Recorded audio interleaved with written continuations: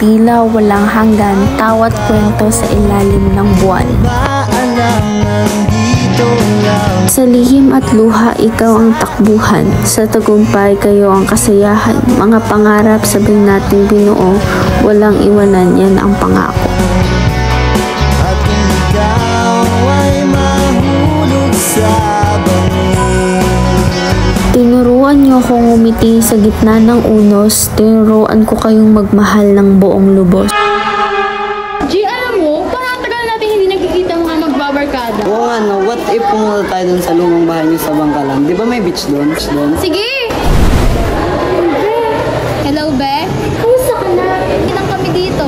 Tagal mo natin hindi nakikita, oh. Mag-beach tayo. Ah, sige, sige. Wait lang, may naalala ako.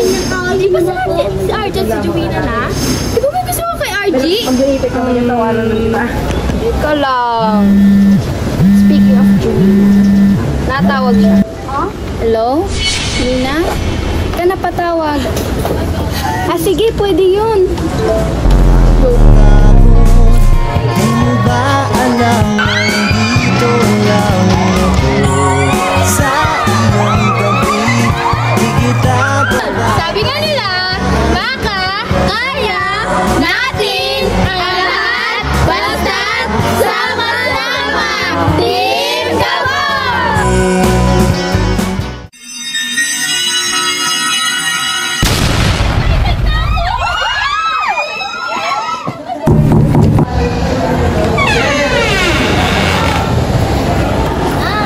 RJ, ano to?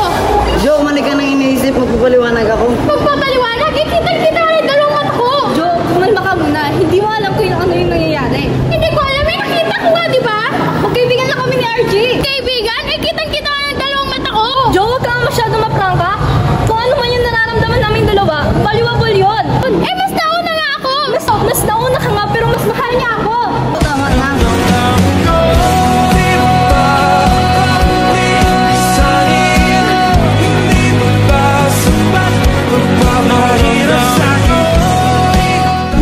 What if maglaro tayo ng laro?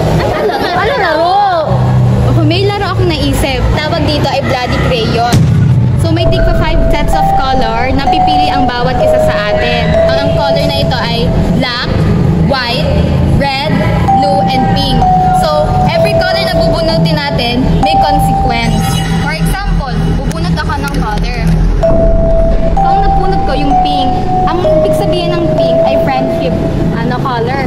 So, pipili tayo ng magde-dare sa ating na kaibigan mo at siyang magde-dare sa'yo. Pag hindi nagawa, matitikman mo ang pagsip ng pink crayon.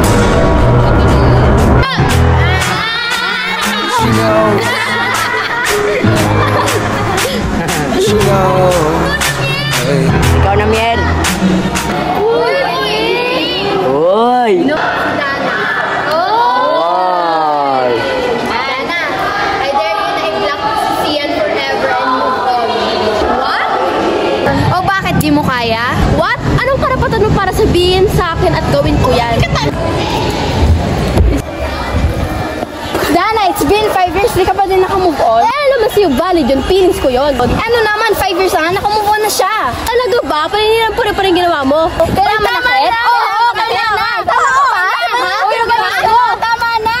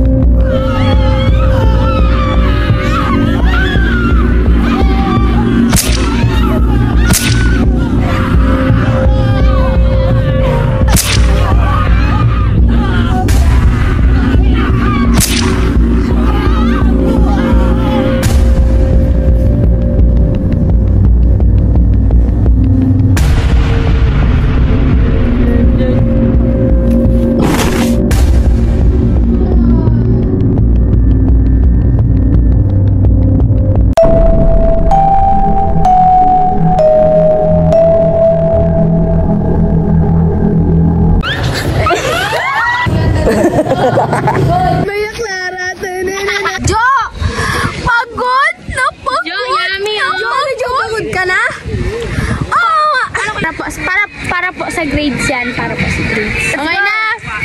It's time to film! 8-5. Lagay well, lagay well. Sa liig yun nga pa. Sa ikala ko sa ulo. Sige kayo na po. Pwede mo naman i-grade. Sa akin dati.